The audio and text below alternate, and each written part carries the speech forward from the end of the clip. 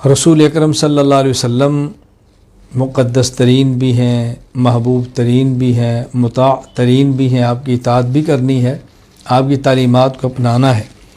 رسول اکرم صلی اللہ علیہ وسلم کے ارشادات پہ عمل کریں گے، آپ کی عملی زندگی کو نمونہ بنائیں گے تو گھر جنت کا منظر بنے گے، نمونے پیش کریں گے۔ اللہ اکبر۔ آج یقین فرمائیں گھر گھر لڑائی، گھر گھر جھگڑا، کیوں؟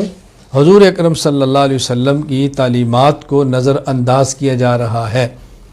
شوہر سمجھے کہ میرے ذمہ بیوی کا حق کیا ہے، بیوی سمجھے کہ میرے ذمہ شوہر کا حق کیا ہے، لڑائی ختم ہو جائے۔ تو پیغمبر پاک صلی اللہ علیہ وسلم کی تعلیمات یہ نہیں کہ آپ نے حق لینا کیسے ہے، آپ کی تعلیمات کا خلاصہ ہے کہ آپ نے حق دینا کیسے ہے۔ حقوق ادا کرنے سیکھو، یہ نہیں کہ حقوق لینے سیکھو، ادا کرنے سیکھو۔ ہمارا جھگڑا پورا اس بات پر ہے کہ میرا حق ہے وہ دے نہیں رہا، اور اگر ہم اس بات پر آ جائیں کہ اس کا میرے ذمہ حق ہے، میں نے ادا کیسے کرنا ہے، معاملات بالکل بدل جائے، گھر بھی ٹھیک ہو جائے، معاشرہ بھی ٹھیک ہو جائے، ماحول بھی ٹھیک ہو جائے۔ بہرحال جو اختیار کر سکے کرے، اور اگر کوئی نہ کرے تو ہم نے اپنے ذمے ہے، اپنا کام تو کرے نا، اپنی اصلاح بھی کرنی ہے، پورے عالم کی فکر بھی کرنی ہے۔ یہاں دو باتیں اچھی طرح سمجھ لیں، پورے عالم کی اصلاح کی فکر ہمارے ذمے ہے، پورے عالم کی اصلاح ہمارے ذمے نہیں، اور اپنی اصلاح کی فکر نہیں، اپنی اصلاح ہمارے ذمے ہے۔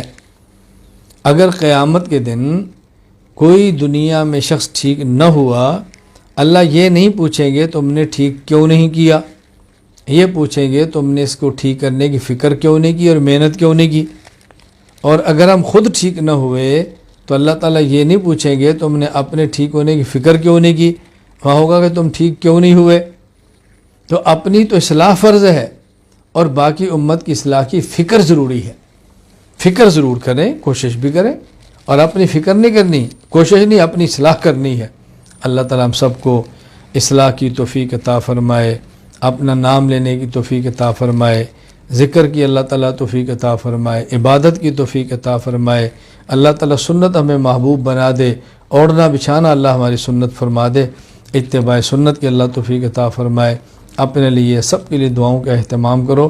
اللہ حضور اکرم صلی اللہ علیہ وسلم کی قدر کی توفیق دے، عظمت کی توفیق دے، محبت کی توفیق دے، آپ کی اطاعت کی توفیق عطا فرمائے۔